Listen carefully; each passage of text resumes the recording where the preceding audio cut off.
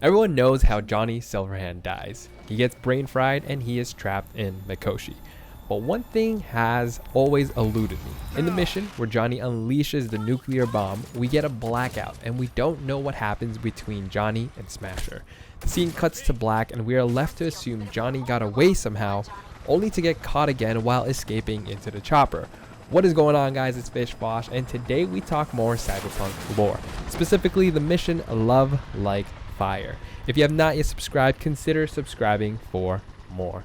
Before we talk the details of the mission, we have to understand the reference for this mission's design. If you are not aware, Cyberpunk 2077 is based loosely off the RPG tabletop game called Cyberpunk 2020. But because at this point the game was outdated, it got itself a sequel called Cyberpunk Red. This game bridges the gap from Cyberpunk 2020 and Cyberpunk 2077, which makes it a perfect source for information on Johnny's actions in the past. The best thing about all this is the mission Love Like Fire is broken down in detail in the reference book. So we get to see all the details that we may have missed out on. Of course, it has never been stated that the events in the book itself is canon to the game. However, because CDPR acquired the license to create video games in the Cyberpunk universe, and the fact that they work with the creator himself, Mike Pondsmith, I am fairly certain that the events in this book are canon. Just to be clear, in this video, I'm going to be discussing the fall of Two Towers as it is seen in the Cyberpunk Red reference book. This is because I want to add on top of what we already know when we play the mission Love Like Fire in Cyberpunk 2077. Okay, finally, let's get this going.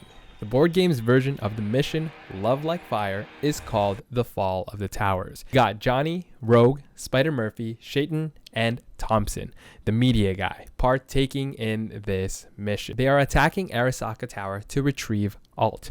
Just like in the game, Johnny does explain later on that he attacked the tower a second time because he found out Alt was still alive, but she was trapped in Mikoshi, so he dropped a nuke on it. So yeah, I guess that works out. Both the video game and the tabletop game stories align here with this part of the story. Once they make it into the tower, the group finds themselves in the lab where Alt is being held. Spider-Murphy moves in to jack into the console where they can access Alt. She does her thing and they are able to purge Soulkiller and retrieve Alt at the same time via engrams and data chips. Yay, mission accomplished. But they took way too long. While all this was happening, Morgan Blackhand running Spec for this op. I just say Spec, I thought it sounded cool, but he's that guy who's like Cortana or T-Bug, always watching out for you and stuff. Anyways, he alerts Johnny that Arasaka has sent an elite team over. On their way out, they hear a frightening yet familiar voice. It was Adam Smasher. He, along with the Arasaka guards, catch up with the group, and the fighting erupts. Thompson gets hurt badly, and poor Shaitan does his best to hold down Smasher, but to little avail. At this point, Murphy has to make a crucial but important decision. Does she keep Alt's chips and engrams at the risk of getting caught? Or does she launch all the various parts of Alt's personalities and memories into the net, hoping one day to retrieve Oliver and recover a friend? With no time to think, she decides to send Alt to the net, which proves to be a really good decision in the end. This is actually really important because in the game, we don't ever see how Alt actually gets out. I mean, it's inferred that once Mikoshi is destroyed, like the jail is gone so she can roam free into the net. But I think this explanation makes a lot more sense, that someone like Spider-Murphy was actually able to get her engram and then release her into the net. Because I always thought it was weird that Johnny went into the tower trying to release Alt, but it was never made clear that that happened. All we find out is that Alt escapes somehow and that she is behind the black wall, hence the voodoo boys and all that fun stuff. So I think this is a really good way for us as the gamers, as the players, to kind of see how it panned out instead of guessing, like, how did she actually escape? What happened? Now we know for fact that it was Spider-Murphy who decided to release Alt into pieces into the net. Alright, back to the story. Once that was done, Rogue and Spider have the chance to escape, And the hero that helps them is none other than Johnny. He whips out a Militech submachine gun on one hand and the Malorian on the other and starts firing away at Smasher. Smasher flinches, kind of confused at this futile attempt. Johnny knew as much as Smasher that the weapons did not even dent his armor.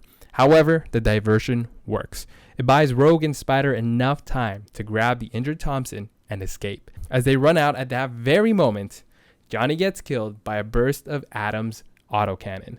So that is how things end in the board game's version of this mission. In the game, we get a similar yet different kind of ending. 1 minute, Johnny gets knocked onto the floor, and the other, he is somehow on the helipad seconds away from escaping. So what gives? What happened? Johnny looked like he should have been killed then and there. Okay, now speculation time. I've been trying to find the specific dialogue when either Rogue or Alt say that Johnny altered his memories, and a lot of times he embellishes his stories. This is proven when we take Rogue out on a date. We find out it was actually Rogue's idea to go to the movies, even though Johnny said it was his idea to ask her out on a date. The reason why I bring this up is because what if the missions we play involving Johnny's memories are actually altered and changed by Johnny himself? What I'm trying to say here is that Johnny fabricated his own death and made it look like the way he did for a reason. Maybe it was because of his ego, or maybe he felt embarrassed for dying in the hands of Adam Smasher. Regardless, I think it is very interesting to see things that we missed out on. These are the events that clearly happened when Johnny blacks out. But now with these books, we get a much broader understanding of what really happened. For example, in the mission, Shaitan gets shot in the arm almost right away in the chopper, and we never see him in action. And when I first played the game, I thought he died right then and there. Now, after reading the reference book, the guy who I thought was Colossus actually put up a fight against the evil Terminator, which made him much more interesting.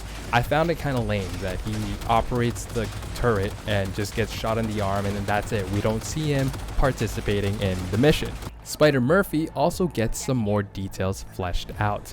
We learn that one way or another, she is associated with Rache Bartmoss. In the reference book, when Murphy is working to extract Alt, they have a brief conversation. And I quote, "Hello, Alt? What? Who's there? Spider?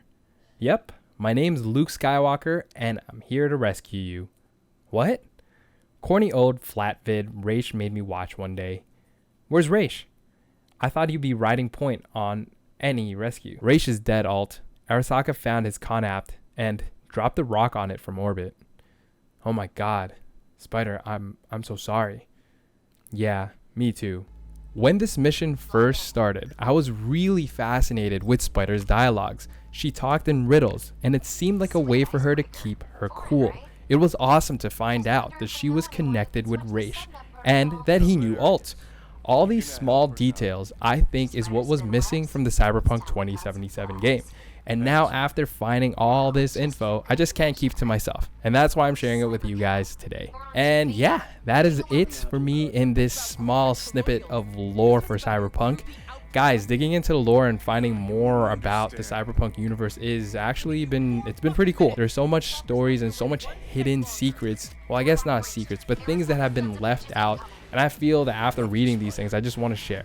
Recently, I got a request about digging into Richard Knight, Night Corp, and Sandra Dorset in relation to Mr. Blue Eyes. So I will definitely be doing a ton of digging and research when it comes to that.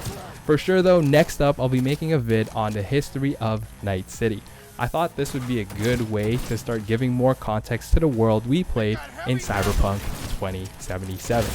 But yeah, that is going to be it for me in this video, guys. Click that thumbs up and of course consider subscribing for more. Bye.